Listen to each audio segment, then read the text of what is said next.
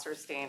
Today we're going to make a great dish and one of my all-time favorites, which is Country Captain. It's a classic Southern dish, which is, again, one of my children's favorite. I probably make it 4 times a month easily, and it's great year-round. It's a really bright, warm dish that has lots of curry powder in it. It has currants, and even if you're not a raisin person, it's something that I think you'll enjoy. It's also ready relatively quickly. As you can see, we've already started cooking. I like to serve this with white rice. So I'm gonna get a little bit of oil in the bottom of the pan, and we're gonna season up these chicken thighs. And so I am using bone-in, skin-on chicken thighs, which are loaded with flavor and really stand up to the base of the sauce, which is tomato and curry and all kinds of good veggies in there. So I love that. I've tried to mix it up and make it with a boneless chicken breast, and it was heavily rejected by my children. Look, we're setting the place on fire. This is awesome. You love that sizzle. That means that things are actually happening how they're supposed to. Now, I know that we've all heard you're not supposed to overcrowd the pot, but I will say, whoopsie, that I don't mind doing it here because I'm mainly trying to get as much in there as possible.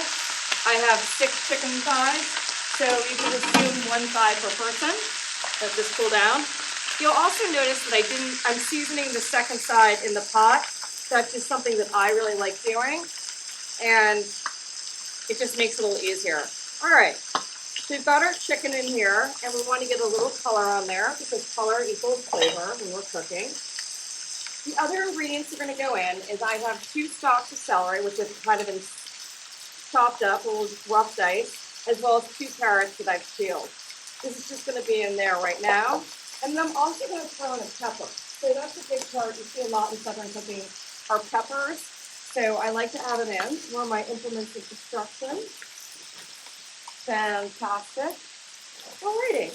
And this is a great trick for cutting a pepper, is you roll it on its side. And I don't know if you're familiar with this. You just kind of work it around. And what's great about this is you end up using all the pepper. I always save these little bits for my dog, Jeff, who is a very food-driven puggy, and he likes to lurk around the kitchen, and he actually comes running when he hears the knife. Now look, we have this in this fabulous strip because we did that thing. Keeping an eye on my chicken. Here we go. And what I'm going to serve the chicken with today, this is actually kind of a great thing to see, is white rice, which I have going over there. White rice is really, I like white. Some people prefer brown rice. You can also do a mix of them. And what I'll do with the rice is I'm always running around trying to put people up from practice and children and getting homework done and, trying to do my own things. So sometimes what I'll do is I'll make the rice, even 2 hours before dinner, and then you can leave it on your stove and just warm it up and then finish it off with a little bit of butter, which is great. All right, let's take a peek at this chicken. Ooh, we're getting some nice color there. This is definitely a dish that's gonna splatter a little bit, which is okay. There we go, getting these guys over. Perfect. All right, nice crunch. And that skin, it looks a little crispy right now, but it's gonna actually soften up and absorb all these beautiful flavors. So the traditional dish is made with bacon. That's what you'll do, but it's one of these things where there's variations. If I have bacon, what I would do is add it right now, and then I would take it out and then chop it up. But I don't always have bacon in the house, so this is actually kind of my non-bacony version. Also, not everyone is a fan of pork, so there is that option as well. You can add in garlic if you'd like to, and then you can also add in onion. I didn't go for onion for that. I like to kind of, the immediate taste of the celery that's in here, and the sweetness in the carrots, and then also the sweetness that we've got going on in the peppers. All right. So rice is going. Rice traditionally takes about 20 minutes, and I just do the basic ratio that you see, which is 1 to 2.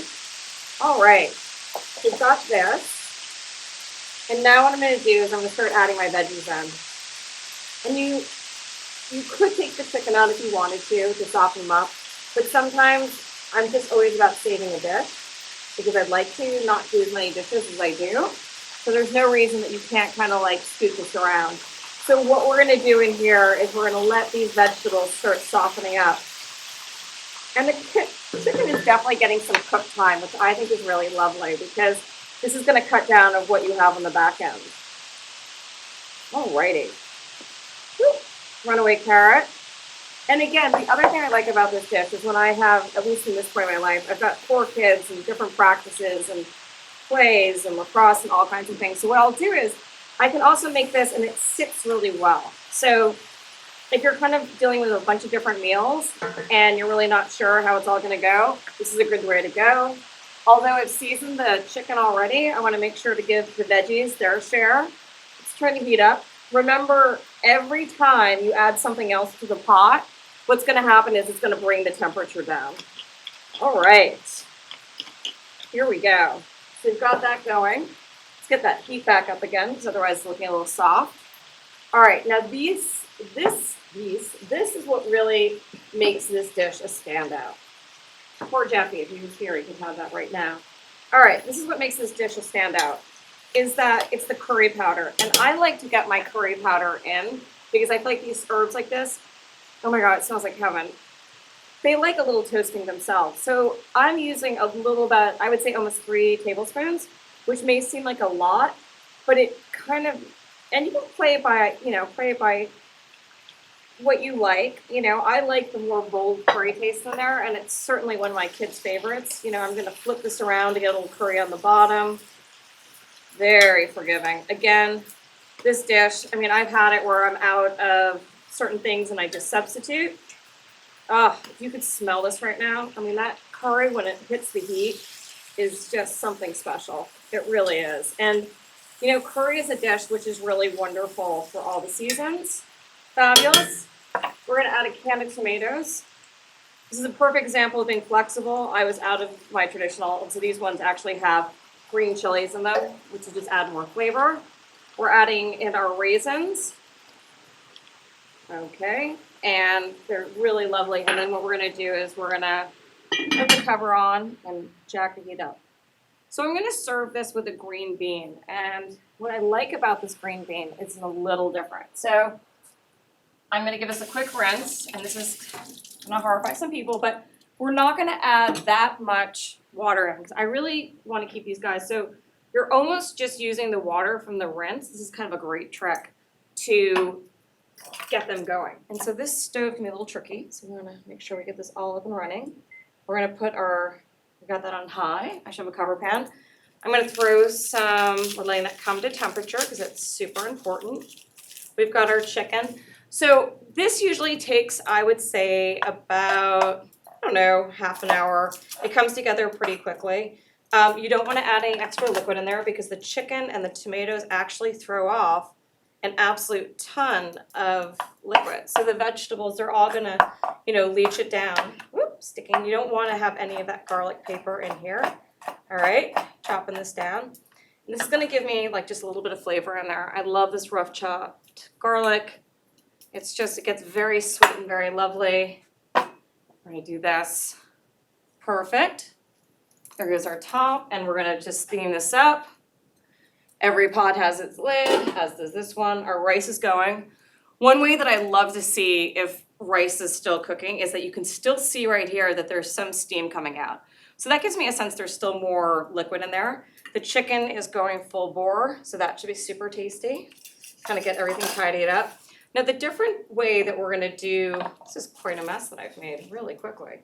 All right, so the way that we're gonna do the green beans, which is a little different, is we're gonna finish them off with a dressing, which, garlic all over my hands. We're gonna finish them off with a dressing, which we're gonna make really quickly. So it's not a dressing in the sense of like a salad dressing. It's actually what we have here is, I would say a couple tablespoons, 3 tablespoons of Parmesan cheese. So we have that in there. A ton of black pepper. All right. So what we're making is effectively like a lemon Parmesan dressing that we're gonna top on top of our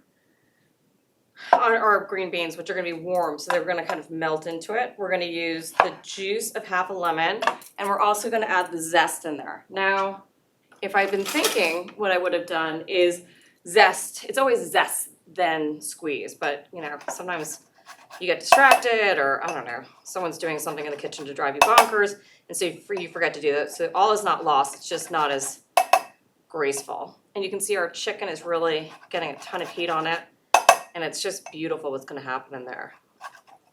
All right, we're getting there. We want the zest. I think lemon zest is one of those great things that kind of get underutilized because we don't think about it, but you have to remember with lemon zest, which is lovely about it, is that lemon zest is great when there's heat because there's oils in there. Let's make sure this is kind of getting going.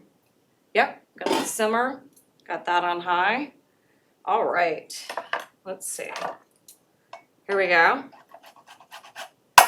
All right, so what happens is with the lemon zest is when there's heat added to it, is that all of a sudden those like absolutely yummy and delightful oils are in there, explode with flavor. So the lemon zest is really best, I find, when you're gonna be using it with something a little bit warm, which is why I'm using it on these warm green beans, because I think it's gonna be great. And then we wanna use the juice of half a lemon, play it by ear. Sometimes you're gonna add more, some less. Cooking is not always exactly precise, perhaps the way baking is or something like that. So you've gotta really, you gotta taste and see what's happening. I'm adding a little bit of oil just to kind of help disperse it, but I'm not treating this like a vinaigrette by any stretch or that type of thing. Digging through, trying to find a fork. I'm ever optimistic that there'll be a fork in here somewhere. Ah, see? Pays to keep looking. All right, so look at this. We're getting this together, and it's kind of, you can see right here, I'll show it to you, I know you can see here, is it's almost like a paste. And I can look at it right now and tell you that what I want to put on there is I want to have a little bit more black pepper, because that black pepper is really a big part of the flavor, because it's this fabulous like punch, punch, punch. Now here, let's take a quick peek at what our chicken's doing.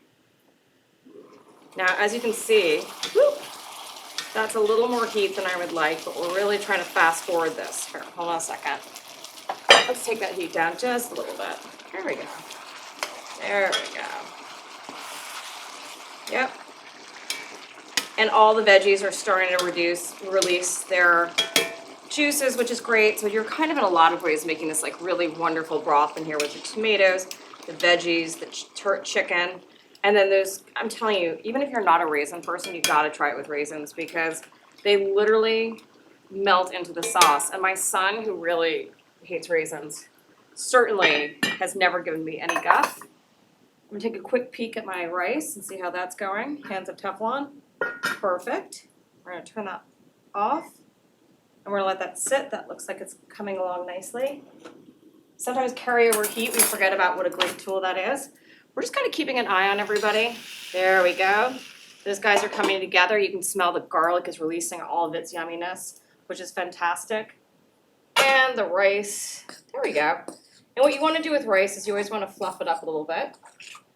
There we go, perfect. We're just gonna let that sit there. And then that's gonna be really lovely when we serve it with our country captain, which again is one of my go-tos. My kids always love it. It's also a lovely meal for a dinner party. It's incredibly inexpensive and everyone really likes it. I mean, chicken thighs are the bomb. I mean, they don't cost a lot and they deliver tons of flavor and they're forgiving. So that's kind of a lovely thing. All right, let's see what we can do right here. I'm gonna show you this whole thing on the stovetop. Here we go. We're starting to hear some noise in there. And we just want to get our beans where they're just a little bit softer. See, they're still that really dark green. And so you do want to tell with your beans that they're going to change color a little bit. And that certainly is a good indicator of how things are doing. Perfect. So everything is kind of cruising along right now. And again, this is a meal that I make a lot during the week with, ooh, here, got a bean, let's taste it. Yep. It's still got that kind of like right off the vine taste. We definitely want to soften that up a little bit. But it's getting there. It's gonna be really good. Take a little peek at our chickie. Oh my gosh. You see that sauce I'm talking about? That's why you want to serve it on rice as I gnaw away on the green bean. Okay. This is making all kinds of noise. And I always say about cooking, when you cook with all your senses, like you should certainly listen for things because you can tell when something's burning. You can tell when something's sizzling. So sound is a huge part of cooking. All right, we just got going on here. The other thing you can do too is if you find that your country captain is throwing off too much liquid, this seems to actually not be, yep, oh gosh, look at that. If you find that it's throwing off too much liquid, what you can do then is put your pot in a jar like this. I like to do the top on because it kind of, fast forwards cooking. I don't always, and everyone's always the best planner, but sometimes the day gets away from me and I'm not able to, get things done in a timely fashion. That is a little hot. Yep, there goes the rice. I think that's definitely done. Perfect. You don't want your rice mushy. You don't want it crunchy. You want it in between. Okay, look, my beans are done. So what I'm gonna do is I'm gonna bring them right over here. As we get closer, I'm gonna take these right off. Check this out. And there's a little bit of char on the bottom, which is fine, because I got a little toasty. That is not a bad thing at all. And then look, so here we have this beautiful green beans, which actually I don't know if you can see. I know that we can see these under the camera right here. And what I'm gonna do this is I have this dressing right here, which is gonna go right on top. And remember, guys, this is all about personal taste. So I'm coating these beans in this there's garlic in there, but now there's Parmesan cheese, lemon, olive oil, pepper, and it's a little different, another veggie trying to escape. And if you could smell it, what also happens too is when the Parmesan cheese hits that, ooh, that's still hot. When the Parmesan cheese hits the heat, it melts a little bit and it really sticks to the beans in this lovely, lovely way. And you've got that lemon zest in there. And so what you've done is just taken a very simple vegetable and elevated it, which is great. So just to kind of follow up, I mean, in a very short period of time, we have put together an incredibly well-rounded, healthy meal that appeals to everyone. And here we have the chicken, the country captain, going along perfectly. I love how that looks. Perfect. And then if I was gonna plate it up really quickly, what I would do is take this over here, and then of course right on top of it, where's my biggest thing I've got here? I'm gonna make sure I get all those beautiful flavors. And there we have it, country captain with cheesy lemon string beans. Today's table is all about a pop of color. You want that color to be something that's going to pop out, catch your attention, and stand out against all the neutrals you're going to use. Purple certainly pops, and especially here where we're using a backdrop of a white tablecloth. As I always say, you want to figure out what your idea is behind your table, and then from there, base your tablecloth. Today, as you can see, we've done a simple white hotel-style tablecloth. I have tons of these in different sizes. I use them for underlays. They're great. They're forgiving. They're also fabulous in the fact that if you need to wash them, you can bleach them out. So don't stress. I've used a basic white tablecloth, which is really wonderful and very versatile. Over that, down the center of my table, I've done a shimmery silver runner that has all this wonderful bead detailing. And what's great about this is it's going to catch the light.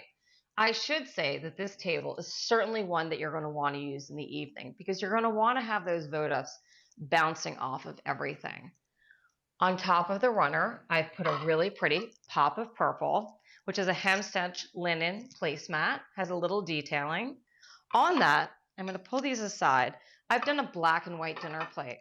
Now, it's not one color, it's not solid, but it's a black and white. So we're just going to go with the fact that it's a neutral. I also love the kind of like 80s vibe to this, which I think is super fun. Put that down. And then over it, we're going to put one of my favorite things that have kind of fallen out of favor, which is these cut glass plates. A lot of people think about using these for luncheons, and they certainly were kind of all the rage, I think, in the 30s and 40s, maybe into the 50s, for luncheon plates. They're beautiful, but look at that star detailing. This is American brilliant cut glass, which is amazing. And it goes on top of the plate right here. Now you have two options. You can either treat your under plate, your under dinner plate as a charger. I would leave it there. You don't have to clear it. And then just serve dinner on this. Or you could use these and have a prepared salad or an appetizer on these. put them over, and then clear. I've continued through with my black and white theme, which I'm using as my neutrals, and this iCat black and white napkin. Now here's an example of why you're going to want to really think about what your flatware looks like. You could certainly use a silver one, which would be nice, because we're limiting our palette so much. I wanted to pick up on the black that we were using. So here I have a more modern looking flatware, which is, I think, lovely. It has this enamel stem. It's black. I've put the spoon up here for the dessert. I like having that finishing touch. So now the question is, where do we add in another pop of color? You want to be careful in that you're not adding purple on purple on purple, because we're not setting a purple table. We're doing a pop of color. So you don't really want that pop of color to appear in too many places. We have it in our bread plate. I am using a bread plate. I'm treating this like a dinner table, so it's a little more formal, and it has that purple rim right there. I also carry up in that purple in these beautiful and gorgeous vintage water glasses. I mean, I just have to point out the detailing on the bottom.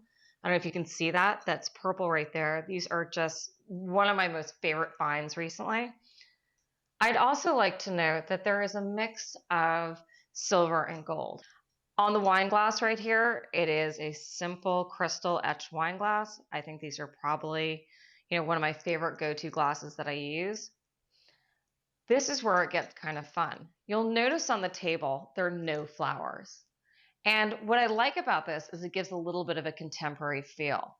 What I've done is I've taken these decanters, and you see these all over the place, and they're very old fashioned. Frankly, these used to be very popular in bars. I don't think that many people decant their whiskey and vodka and all of that. And you may remember them, like you'd sometimes see them with those little very chic sterling silver tags on them identifying what kind of booze they were. So anyway, these are always around, and I find them a lot at antique stores and thrift stores. And again, I go back to, you can find these really unique, fun pieces. So in lieu of flowers, what I've done is I've taken 1, 2, 3, 4, 5, 6, 7, 8 decanters, and I have kind of woven them down the center of the table. Intermixed in there are these lovely votives that have very simple candles in them. They're this American cut glass, this brilliant cut glass. But what's so fun about these at night when you light them is that they glow and they send off this kind of stardusty look to the table. I have a higher votive right here, which is in here, which is one of these candlestick votives that go right here. So what we're doing in order to really get everything to shimmer, which is really important with this type of table design, is that we want to have lights and candles at different heights. So we have a votive that's up here, and then we have one that's down lower. So what it's going to do is the lower ones are going to create this luminescence on the bottom, and then these two taller ones are going to kind of cap it off. So we have all these different things. And again, I want to say that if you're going to do a centerpiece, that we are using this mix of American brilliant cut glass and crystal and different glass pieces, this is really a tablescape that shines, no pun intended, at night. And so really think about this as an evening setting. That's another reason why I would go with like a deeper color, like a purple. You could certainly do this with a deep blue. You could do it with a red. An orange would be really fun, but you want a color that has a ton of personality on its own. And I think we can all agree purple is that. Don't forget, we always want our accessories. I always say that I am a carb fan. I always like to have bread on the table. So here's a perfect example of a beautiful cut bowl. I think we all have grown up seeing these different things all over the place. So these are lovely, and it's a great way to utilize it. I would line it with a napkin. One of the things I like to do is I like to use this napkin, for instance, and it kind of gives a little, repetition. Or you could certainly do a simple white dinner napkin and then put whatever roll you want in. It would be kind of fun and kicky with this table setting to do a pumpernickel roll, because it certainly would contrast, and I feel like it has that purple vibe to it. You want to make sure that you have your salt and pepper shakers. So these are these very kind of retro looking salt and pepper shakers that I have, and I've placed them throughout. So I always want to say that the thing that's great about a salt and pepper shaker on the table is that you don't have to embarrass the hostess by letting them know they've under-seasoned their food. Some people like more salt, some people like more pepper. When I cook, I try to hit the middle of the road so that I'm not over salting something or under seasoning it. So this really allows your guest to adjust the taste of their food to what they like. Of course, there's always a giant water pitcher because we don't want that thing of, whack-a-mole guests hopping up for more water. These are amazing. I love these giant pitchers, and whenever you can find them, I suggest you grab them up. These are fantastic on the table, but they also make the most stunning vases. I think that it's actually lovely to have flowers in vases. Tonight we're just using it for water, but they're super helpful because you have a handle on them. So to recap, tonight is all about a pop of color.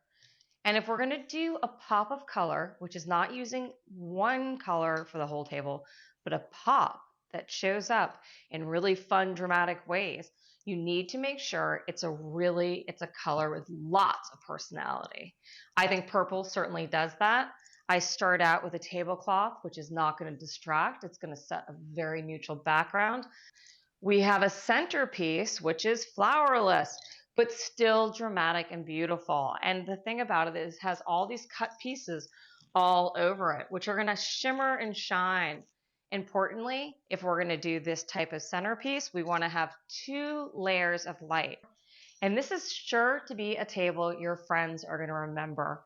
It's a little different, but it's fun. And I mean, this would lend itself to a fabulous, you could do a great steak dinner, you could do a myriad of different things with this, but I think it's fun and it's classic and it incorporates a lot of really fun design American pieces, which I think is really kind of a neat detail.